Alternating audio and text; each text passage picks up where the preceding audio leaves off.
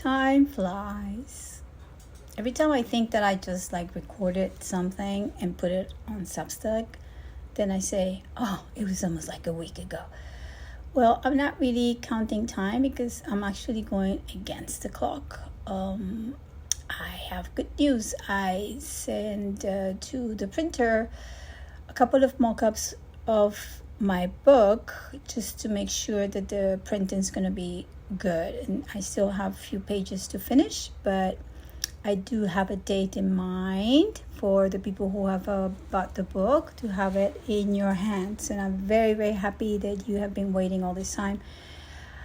I'm excited about it. I also, the reason why it's taking longer is because I've been writing more. This is a journey of individuation, a journey that has taken me years to integrate many practices and many moments of introspection, and also moments where I had to make some space to understand what were those insights that I was getting. There were times where I was very confused. There were many, many times where I was supported by different practitioners. You've heard about them somehow in the voices pieces that I've done. Simon, Ari, Kai, and it's been quite amazing.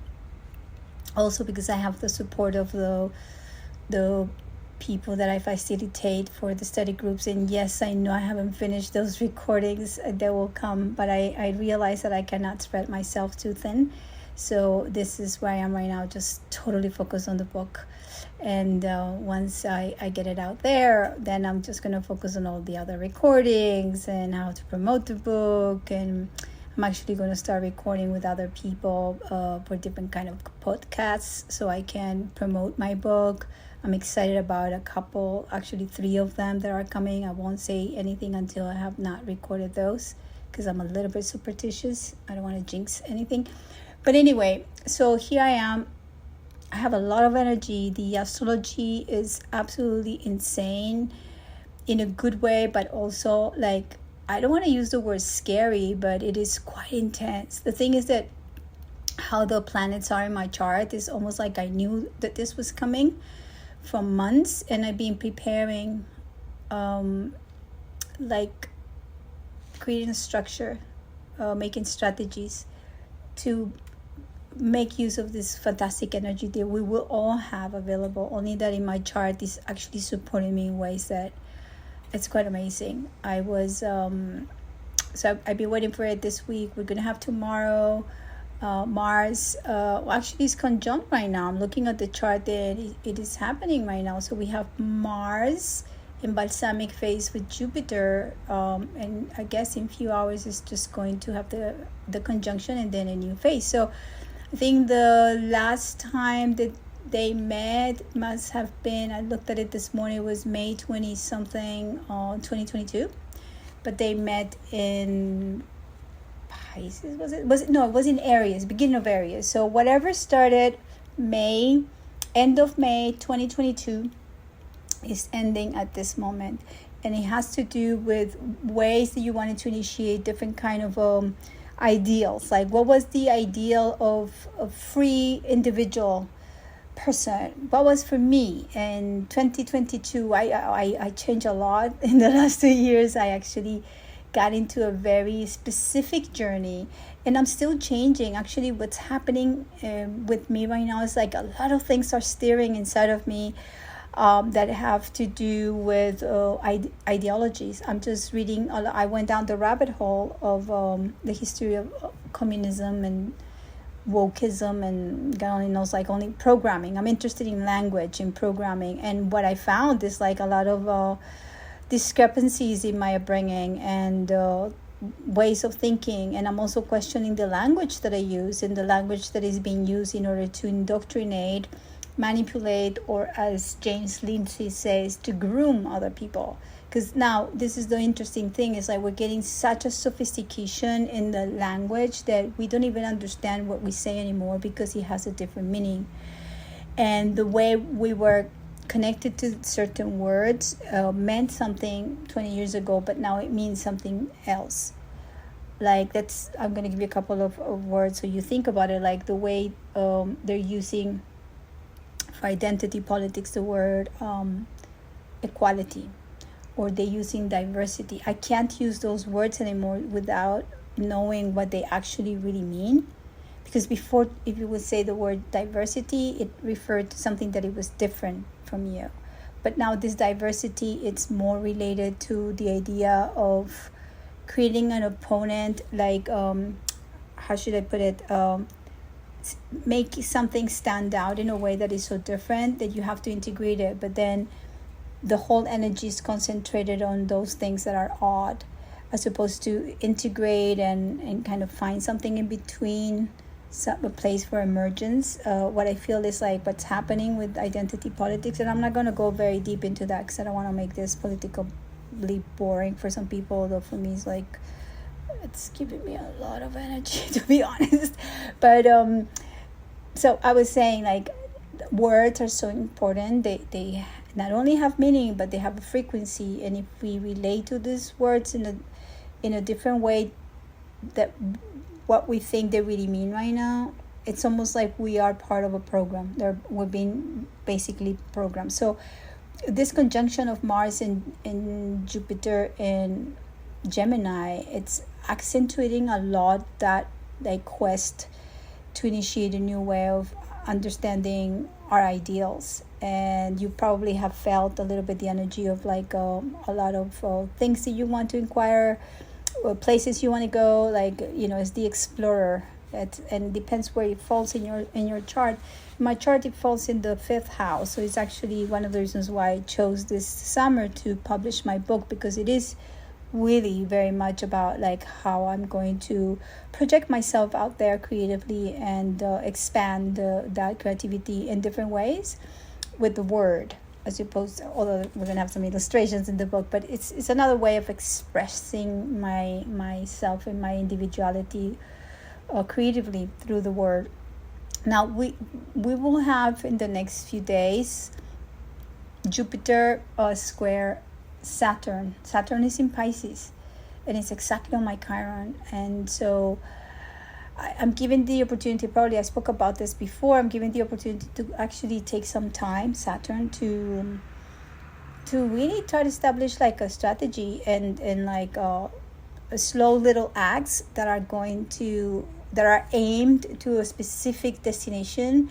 And so I already know the destination, so I've been looking backwards to see what are the elements that I actually need to do in order to achieve that. So I've been very meticulous, and I've been very strategic, and I've been very productive. It's like I'm so productive. So you will have this energy. This is there. Now, what happens is like Mars wants to go very fast and wants to crash the car, wants to like get on that roller coaster, wants to do everything without thinking.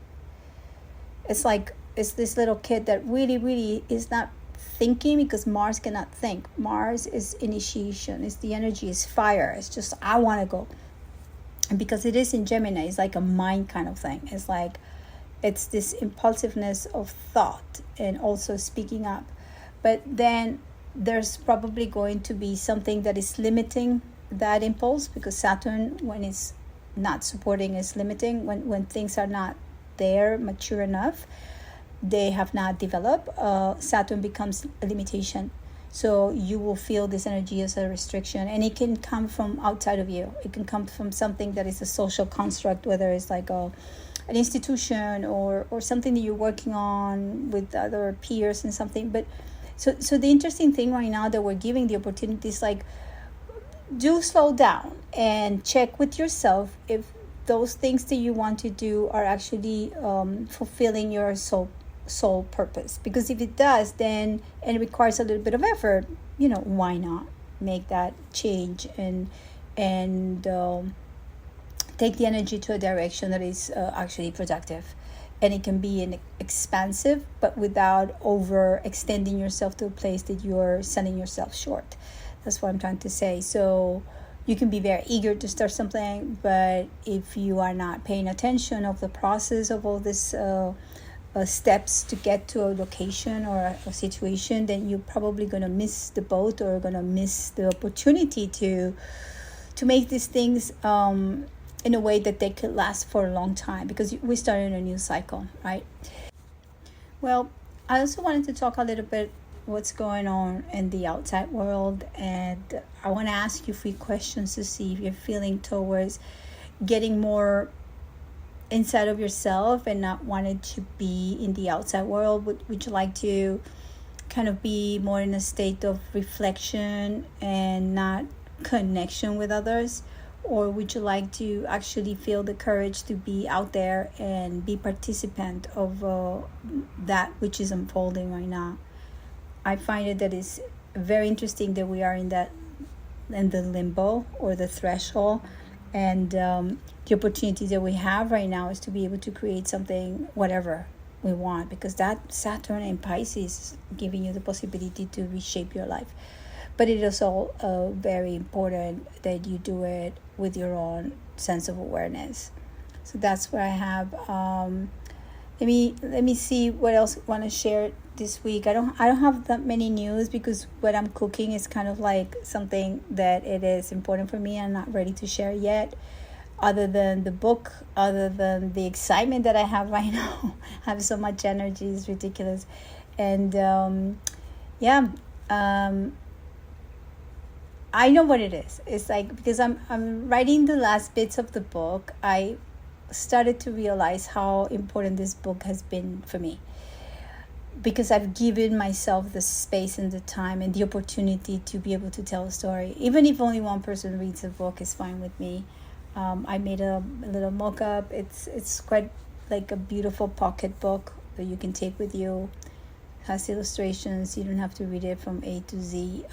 It's just I'm not gonna say more. I was also playing with the cover, whether I wanted a certain color. I wanted more like plain. So I'm playing with that. I don't know yet. And so I feel that this is all I want to say for now. I know there's a full moon.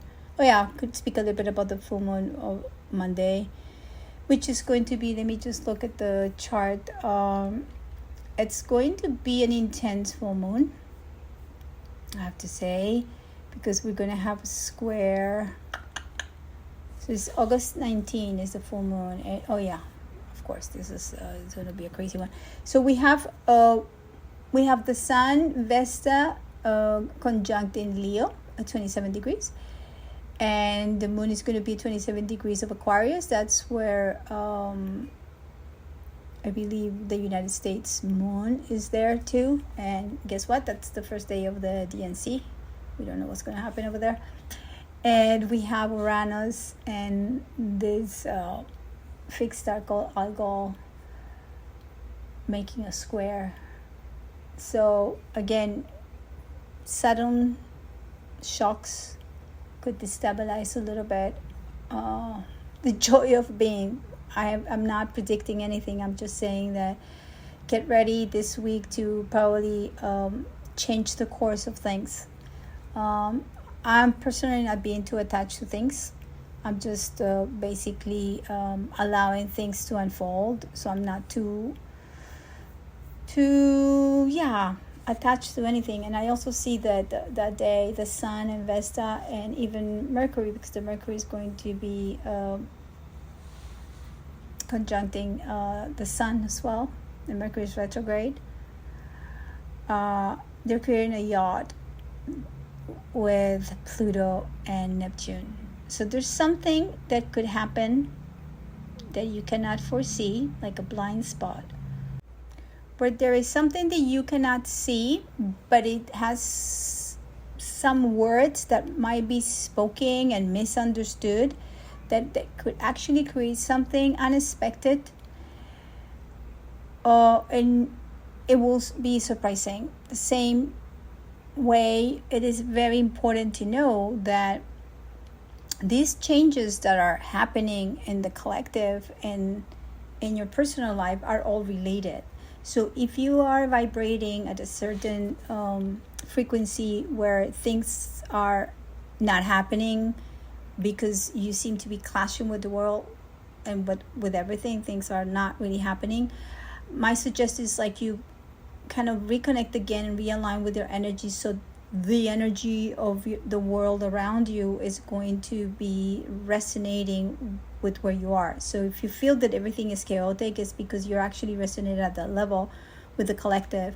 And so if that means watching less news or taking time for yourself, or I mean, I would not suggest this time to be in denial, because it is the best time right now to start practicing with your instincts, with your emotional body, and with your intuition. Because as things are going to start becoming even more jarring and like insane, if you don't know and you're not connected to your body, you won't be able to know who to trust. And from now, I tell you already, like, you cannot trust the news. You cannot trust the social media. They've been lying for a long, long time, and I'm not going to get into that. But it is super important that you start really trusting what your body's telling you. Your sacral energy, if you're a generator. If you are more like emotional, see where that wave is taking you. If you're splenic, you will know how to make those decisions based on your immune system. So, or, if you're a thinker, don't overthink, because there's nothing to think more than knowing that probably you are in the wrong place at the wrong time, and you don't know how to make those decisions because you're trusting those and that which you're not supposed to trust. So I want to see if I can finish this with a happy note, because I didn't want to go that way, but that's the way I'm going. What else is so interesting for me? Oh yeah, well, I'm receiving some samples of the pieces that I'm making for the University of Washington. I'm very happy with them. Some metal pieces. I've been slowly embracing different kind of materiality in my work. I don't speak too much about my work, but I started as a photographer, and then I started doing animations. This is, I'm talking 30 years ago. Started doing animations. Then when I started doing public art, I started with animations, but also with mosaic and glass, and making hanging sculptures, and I introduced metal. So I've been slowly embracing more materials and more different shapes. And so this new piece that I'm making for the University of Washington is an arrangement. It's an arrangement. It's based on Oscar Schlemmer's ballet called Triad for the Bauhaus. It's a very beautiful ballet that it was done in 1923, 101 years ago. And so I'm very inspired by them. Anyway, I want to leave you with probably a thought. Actually, it's not a thought, but it's a quote that I was looking for. It might go into the book or not, but I just love that, and it's from Alejandro Jodorowsky. He's a Chilean filmmaker. He's 95 years old, and he lives in France right now, and he's a an avant-garde shaman. Quite amazing. I think you pronounce his name in English Jodorowsky, but actually in Spanish it's Jodorowsky. So, awakening is not a thing. It is not a goal, not a concept. It is not something to be attained. It is a metamorphosis. If the caterpillar thinks about the butterfly, it is to become, saying, then I shall have wings and antennae. There will never be a butterfly. The caterpillar must accept its own disappearance in its transformation. When the marvelous butterfly takes wing, nothing of the caterpillar remains. So we're in that state of metamorphosis right now, my friends. We will be able to recognize or not that where we're going or where we're going to emerge is a completely different reality. Have a great week. Bye-bye.